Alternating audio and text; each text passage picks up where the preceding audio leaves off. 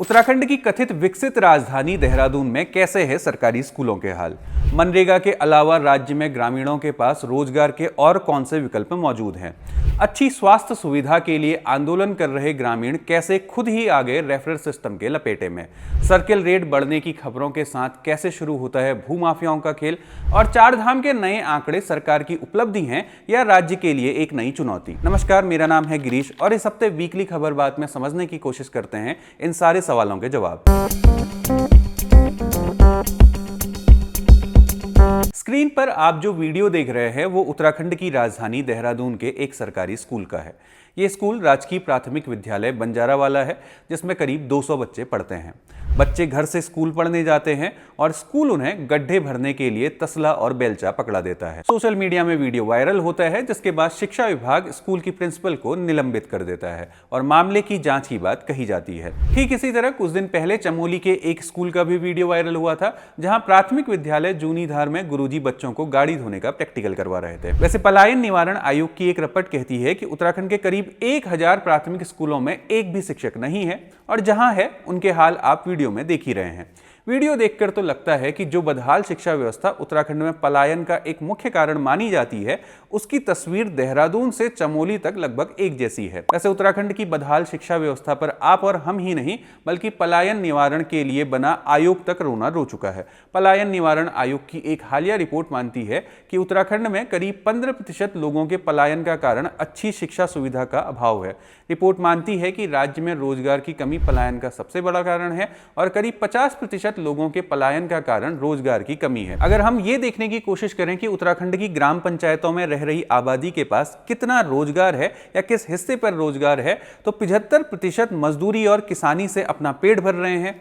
पलायन आयोग के नवीनतम आंकड़े कहते हैं कि उत्तराखंड में ग्राम पंचायतों में आय का सबसे बड़ा संसाधन कृषि, बागवानी और पशुपालन को मिलाकर बनता है, और उसके बाद मनरेगा दूसरा सबसे बड़ा रोजगार का साधन है। करीब 22% रोजगार मनरेगा से मिलता है। 20 सितंबर 2025 को जारी पलायन निवारण आयोग की रिपोर्ट कहती है कि 2018 से अगस्त 2025 तक उत्तराखंड में करीब 6000 लोगों ने अपने गांव या उसके आसपास रिवर्स पलायन किया है। सुनने में यह आंकड़ा बड़ा खूब लगता है, लेकिन यह आंकड़ा अपने आप में पेचीदा हो जाता है जब पलायन निवारण आयोग की ही रिपोर्ट कहती है कि मार्च 2020 में पहली कोविड वेव के समय राज्य में करीब 3.5 लाख लोग लौटे, और 2021 की दूसरी कोविड वेव के समय राज्य में करीब 1.5 लाख लोग लौटे थे। आयोग कहता है कि उस दौरान अपने घरों की वापसी करने वाले लगभग सभी लोग दोबारा पलायन कर चुके हैं। अब इन दोनों आंकड़ों को साथ देखकर आप खुद ही तय कीजिए कि आयोग ने क्या हासिल किया। अब बात करते हैं उस मुद्दे की हकीकत की जिसे पलायन आयोग राज्य में पलायन का सबसे बड़ा कारण मानता है, यानी स्वास्थ्य सुविधाओं के अभाव की। उत्तराखंड में अगर स्वास्थ्य सुविधाओं का हाल आपने समझना है तो आपको चौखुटिया में एक हफ्ते से ज्यादा समय से चल रहे ऑपरेशन स्वास्थ्य के बारे में जानना चाहिए। चौखुटिया में 2 अक्टूबर से डॉक्टर और अन्य सुविधाओं की मांग के लिए बैठे ग्रामीण आज भी अनशन पर डटे हुए हैं। हमारे राज्य की स्वास्थ्य सुविधाओं का हाल आप इससे समझिए कि जिस स्वास्थ्य व्यवस्था की कमियों के खिलाफ पूर्व सैनिक भुवन चंद्र कठायत अनशन पर बैठे हैं, अब उसके शिकार वो खुद हो चुके हैं। अनशन पर बैठे भुवन चंद्र कठायत को पहले चौखुटिया CHC ले जाया गया, वहां से रानीखेत मिलिट्री अस्पताल रेफर किया गया और वहां से हायर सेंटर रेफर, यानी सिस्टम ने रेफर के उसी झामे में आंदोलनकारी को भी फंसा दिया जिसका वो विरोध कर रहे हैं। हमारा स्वास्थ्य सिस्टम किस कदर सड़ चुका है उसे भी समझिए। जब गेवाड़ घाटी में स्वास्थ्य सुविधाओं को लेकर आंदोलन चल रहा है, उसी बीच चौकुड़ी ग्राम पंचायत के राम सिंह रावत की मृत्यु हो जाती है, वो भी समय से इलाज न मिलने के कारण। राम सिंह रावत को पेट में दर्द की शिकायत के चलते चौखुटिया CHC लाया जाता है, जहां से उन्हें अल्ट्रासाउंड कराने के लिए रेफर कर दिया जाता है। वो कपड़े और पैसों का इंतजाम करने के लिए घर लौटते हैं और घर पर ही आखिरी सांस लेते हैं। ऐसा नहीं है कि उत्तराखंड में राम सिंह रावत अकेले ऐसे थे जिन्हें अपनी मौत का चिकित्सकीय कारण नहीं पता चला। केंद्र सरकार के रजिस्ट्रार जनरल की medical certification of cause of death की इस साल की रिपोर्ट कहती है कि उत्तराखंड में केवल 9.1% मौतों का ही चिकित्सकीय कारण दर्ज हुआ है।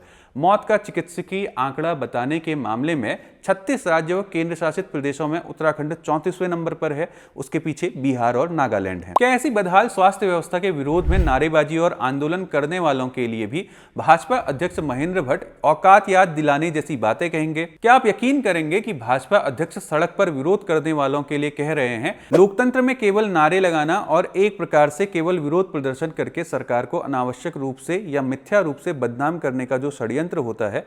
तो मैं चुनौती देता हूं ऐसे लोगों को, चुनाव में आना चाहिए, फिर जनता का जनादेश जब आएगा तब तुमको तुम्हारी औकात पता लगेगी। वैसे महेंद्र भट्ट ये बात तब कह रहे हैं जब वो खुद अपना पिछला चुनाव हार चुके हैं और फिलहाल राज्यसभा के रास्ते संसद सदस्य की कुर्सी दावे बैठे हैं। खैर, इस हफ्ते की एक और बड़ी खबर है जो राज्य में जमीन के महंगे होने से जुड़ी है। राज्य सरकार ने जमीन से जुड़े नए सर्किल रेट जारी करने के आदेश लागू होने की पुष्टि कर दी है। अब अगर आप जमीन में निवेश करना चाहते हैं या सपनों का घर बनाना चाहते हैं तो अब आपको अपनी जेब और ज्यादा ढीली करनी पड़ेगी। कहा जा रहा है कि अलग अलग क्षेत्रों में जमीन के सर्कल रेट 8 से 22% तक बढ़ सकते हैं। इससे पहले 2023 में सर्कल रेट बढ़ाए गए थे।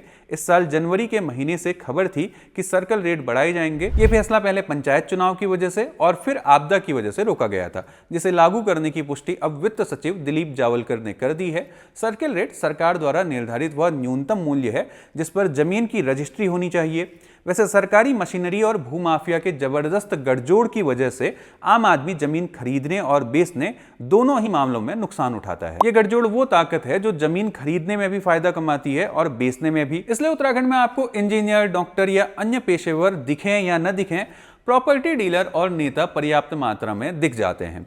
सर्कल रेट का बढ़ना इस बात पर निर्भर करता है कि उस इलाके का विकास कितना हुआ है, वहां बुनियादी ढांचे में कितना सुधार हुआ है और बाजार मूल्य में कितना बदलाव हुआ है। अब ऐसी विकसित जगह में तो आम आदमी रहेगा नहीं या उसे रहने नहीं दिया जाएगा।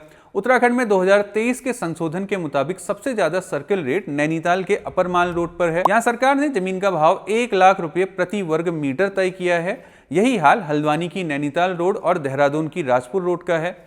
इसलिए इन रोडों पर आपको किसी आम व्यक्ति का ठिकाना नहीं दिखता है।